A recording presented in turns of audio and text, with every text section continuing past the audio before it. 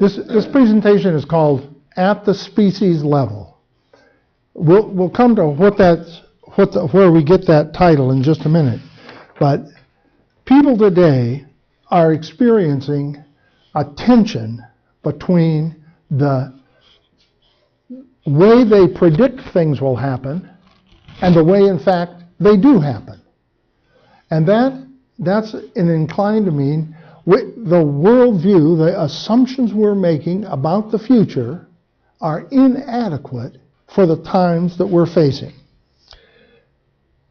So it's sort of like the 21st century has rolled into history like a wave on the sand, and it's bringing with it a new dawning, a new era that is wiping out some of the old patterns and understandings. I want to look at 4 places where our old understandings don't quite fit. The first is, and some of us mentioned this, I call it way up at the top, but you can't read it. It says globally interconnected. We are connected in a way that history has never before on the planet. It's never been possible. I took this picture several years ago on the train station in Bombay. But look at how many people are sitting there on their cell phones. They're all on their cell phones, and who knows who they're talking to. And I get on my cell phone now, I get these, "Hello, sir, how are you?" And it's Janardhan Wag from the Chickley School, graduating class of 2012, who has a cell phone now, and he knows my number, and he and I chat back and forth, and then he wants to know what book he should read to learn how to program computers. Well, anyway, it's a new day. And the second thing that makes the 21st century unique, I call amplified human presence on the planet. The human species has the ability to make changes to the structure of the planet in ways that never before has any species, and even really the human species. This is the road cut where US 19 cuts north through West Virginia. But I like to say, the squirrels do not do this to mountains. This is what the human species does to mountains. If it's in a way, you cut it down. And this is the forest at Great Smoky Mountains National Park, which gets the acid rain from the coal-fired stations and kills the trees. So whatever pictures or symbols you use to ground for yourself that the human species is changing the structure of the planet, that's a unique feature of the 21st century. The third, they're all behind this. Anyway, beyond spiritual anchors. The great religious traditions that carried the human species up through the 20th century are really no longer able to contain and give meaning to everyday life experiences. These are the caves. These were carved in India in the 6th century, and they're great. They tell the great stories of the Mahabharata, but this doesn't convey how people understand life is going on today. And this is an Eastern religion problem, whether this is this is the Dravidian temple, but it also affects Western religion. The great edifices that we built to point to the sky, and we put stained glass windows, and then you go in there on Sunday morning and you're cut off from the world and you can't see the outside except through stained glass windows, and are telling stories that don't necessarily relate to everyday life experience. they don't necessarily connect with Tim's life experience without a lot of machinations that you have to go through. And so the ones of us that consider ourselves to be spiritual people have to do a reinterpretation job of profound human experience into 21st century poetry, but we'll come to that in a minute. And then I talk about ineffective sociological responses. The structures we're using to meet the needs of the 21st century are outdated. It's like trying to plow a field with a steam thrashing machine.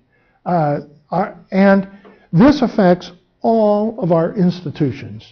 We do not have the capacity to meet the needs of the 21st century in many of our sociological structures. Not the least of which is energy. And we can't pump any more oil out of the ground on a daily basis. We've reached peak oil. Whatever your measure is for why oil and natural gas aren't the answer to the future, whatever your picture is, it's a true statement. So what? This is Thomas Berry, one of my fine mentors.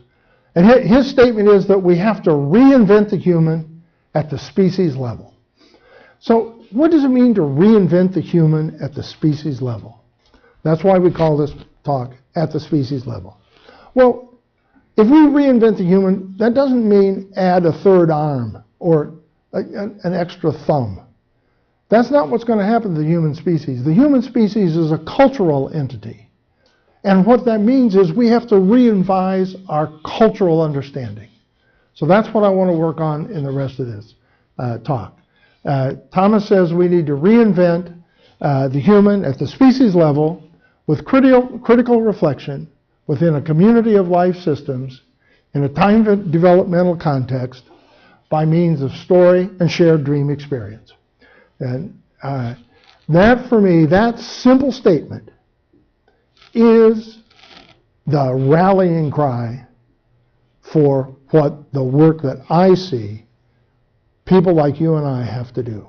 We have to figure out how to reinvent the human species in a time developmental context by means of story and shared dream experience.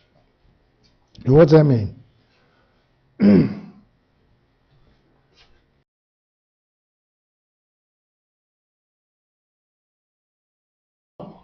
I tried to ask myself if the human species was going to reinvent itself, was going to come up with a new worldview, a new way of looking at things, a new way of understanding the reality in which they live. How would you make it a real simple thing that any person could remember? I think there's 4 things you have to say. We live in an emerging universe. We live amidst a communion of subjects. We can experience at oneness, and all beings participate in shaping tomorrow. And if I was a mathematician like Rudy, and I was looking for a set of first postulates, this would be my set of postulates. I don't think you can prove these, but I think that if you stand on these 4 stones, I think you can figure your way into the 21st century. So let me say a little bit about each one of those. When I say we live in an emerging universe, I try to get a couple of pictures to say to myself, if we went to see, this is a volcano in Costa Rica. Well, how do we get said to ourselves, the planet that we live on is a living, breathing, moving forward kind of thing. It is not fixed. And a volcano is a not fixed kind of thing. This is, I took this picture at Pilot Mountain. Pilot Mountain is, some people say, 500 million years old. I was up there and there was a young man standing next to me looking at this rock. And I said, it's pretty interesting. He said, yeah, it's pretty interesting. I said, how old do you think this is? He said, oh, I don't know, a couple thousand years, I suppose. I said, well, I said, this is about twice as old as the Appalachian Mountains. He said, what? Well, it is. It's about twice as old as the Appalachian Mountains. How do we learn to tell the long story of the emerging universe that we live in? Interesting topic. We live amidst a communion of subjects. Some of you have had a chance to meet my dog. If ever I want to ground the fact for myself that other beings on the planet are selves, then I check with my dog, and he definitely is a self. Now, you can decide how far beyond dog's selfdom goes, but the whole universe contains a collection of selves. Trees, rivers, chairs, tables. This changes everything when you begin to see that you live in a world that is a collection of, a communion of subjects, not just a collection of objects. I had a chance, we were in Costa Rica, and we went to a toucan house. And it was a big place, and you go inside, and these toucans would fly around. And this guy landed on my arm. So he was like right here. And I'm like, dude, that guy's got some selfhood to him. He's like, I'm looking at you, and you're looking at me. And anyway, I love that picture. Third, Tom doesn't like me to use the word numinous, but how do you convey the fact that it's possible sometimes you see beauty, awe, and wonder. You see the numinous dimension of the universe. You see that the universe is not just stuff. It's beyond. Whatever words, we don't really have those words in good ways. But sometimes the sunlight through the tree, or sometimes it's a winter morning through the snow. Sometimes it's a sunset on the beach. Sometimes it's a twinkle in somebody's eye. But it's a whole bunch of things. But those experiences are times when you say to yourself, I know that the universe and I are one. And that happens sometimes. And the fourth and last part of this is that everyone participates in shaping tomorrow. That's the fourth assumption. That's the fourth part of our worldview. It doesn't matter whether you're black or white, male or female, whether you're a dog or a tree. Everybody does in fact participate, and we need to build social structures that actually allow that. One of my great experiences when I go back and forth to India is to sit in women's meetings and watch the women's meetings in India come to decisions about how they're going to shape their community. I'm not going to go into the long story of the water that was a great evening. But anyway, these meetings of women in India are awesome events. And it's happening all over the world. And everybody, one by one, we're beginning to learn, everybody participates in shaping tomorrow. So what's this mean for people like you and I? Say we want to do those things. So what? Well, Thomas Berry, in the same book that I quoted, there's only one book being quoted here, he says that the four basic establishments that determine human life, the government, the religious traditions, the university, and the commercial industrial corporations, they're all failing for the same reason. They presume a discontinuity between the human and the non-human world, which does not exist. There is no discontinuity. There's only one thing. It's the human non-human world. It's one thing. And so I want to look now at, just real quickly, what would it mean for these four basic institutions, education, religion, politics, and the economic institutions, in a different order, but to redo their thinking. Well, the universities right now are mostly training people in this little thing, this little thing, this little thing, and this little thing. And they're mostly training them how to be economic consumers. So how do we change so that they train people to educate students to live in an emerging universe where the world is, there's all one thing?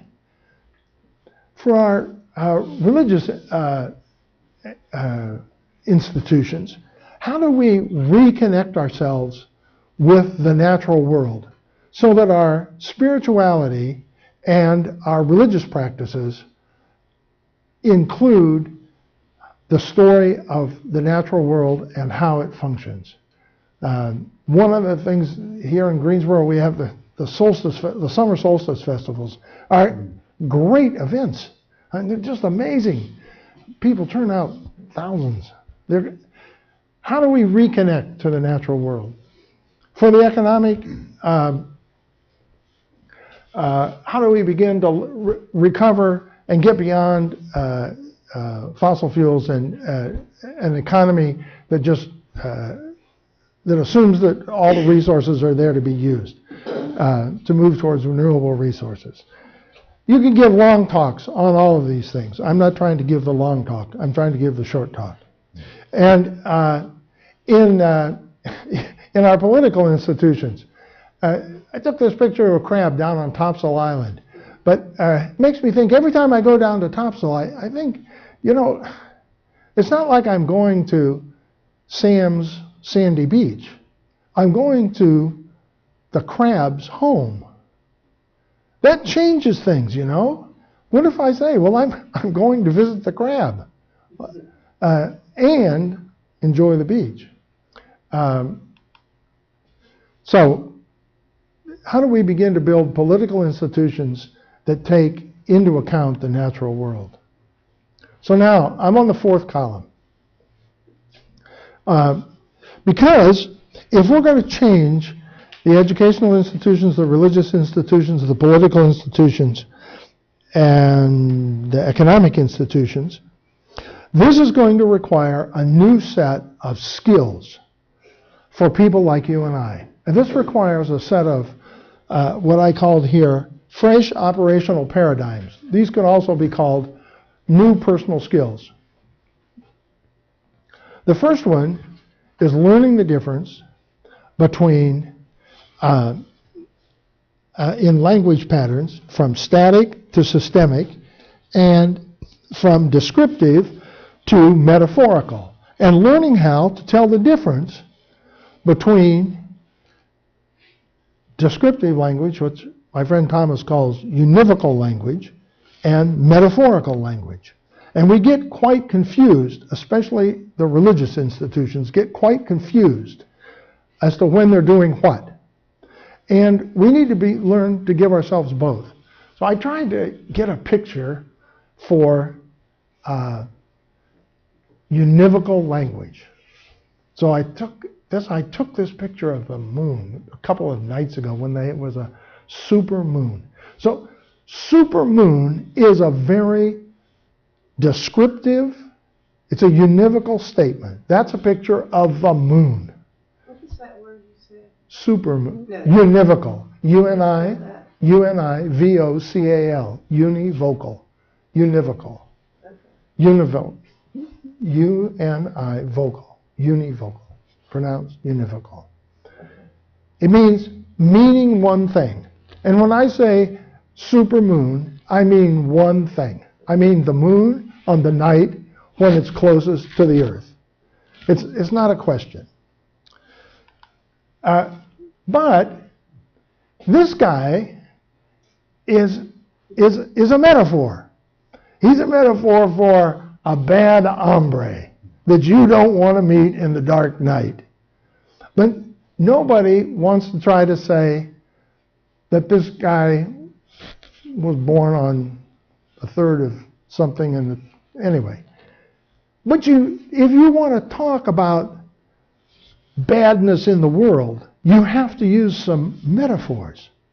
And this is a good metaphor of a big mean dude. This is Wanjana. It hangs in my house if you haven't seen it. The Australian Aboriginals say that Wanjana is a god, a picture of God. And they say that Wanjana has no mouth. If you notice, this picture has no mouth. It has eyes and nose and ears, but no mouth. Am I standing completely in front of you, Lou? At times. I'm trying. I'm trying to make it impossible for you. But anyway, well, Wanjana has no mouth, and the Australian Aboriginals say that's because the divine speaks directly to the heart without words. Interesting. So they paint their picture of Wanjana. And Thomas says, even in the natural world, you cannot describe a spider web and catch the essence of spider webness by giving a technical description of the tensile strength of fibers. That you miss something. But a dew-covered spider web is more than a description of how the dew hangs on silk. The third thing, this is my favorite set of pictures. We need to rethink personal growth. Personal growth has historically been defined as trying to make each person get better. You get better, you get better, you get better, you get better, you get better. And if everybody one by one gets better, presumably we'll all get better. But the fact of the matter is, what the object in the 21st century is to figure out how to work together so that collectively we become better. So these two kids, I tried to get them to smile. And I tried everything. I joked, I made funny faces. Nothing worked. I have several pictures of this grumpy look. And then I said to the little boy, put your arm around your sister. Bang! But this is in fact this is Mayuri, the girl who drew these pictures a long time ago. Well, this was when this was probably 12 years ago. But so how do we get said to ourselves that if you reach out and touch someone, there's something, then that becomes all kinds of problems today too. But Watch it. I know. But how do we get said that there's something in the space between us that makes us both better, and how do we learn to deal with that in a creative way? And that's very difficult, and there's a lot of problems with that too. But that, for me, is the cutting edge of the 21st century. Enough of that one. Lifestyle choices. So I want to talk about lifestyle choices under the category of moving from stuff to significance. It's hard to find pictures of that, but I was born and raised in the oil industry, and Marathon Oil put me through college, and I'm kind of embarrassed at their fueling the American spirit. Gasoline. I don't think so, dude. I just machines and making stuff. We got to figure out how to get beyond even the Belgian chocolate factory. This would be kind of heavenly right there. It's not beyond. Lou and I could just live in the chocolate store, but what does it mean to get beyond that? So, what if we learned that working together to plant trees was what life's about. Rather than collecting stuff, how do we change our perspective of what it is to be successful from I need to have a big house to I need to work together on my community. That's what life's about. And if I have stuff, that's fine. And then finally, we're in a great transition from this lady, lady on the left. She lives in the forest. She goes out, cuts down the trees, and brings them in. To the guy at the bottom and his farm. To the factory, the oil refinery in Robinson, Illinois. And what's the next step? And right now we have all of those perspectives living on the planet together.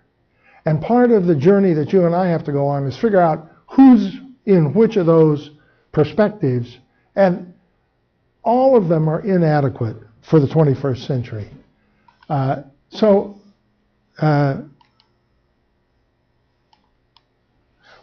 We have to journey into a new future, which is really somewhat unknown. Some people call it the Echozoic era, some people call it this.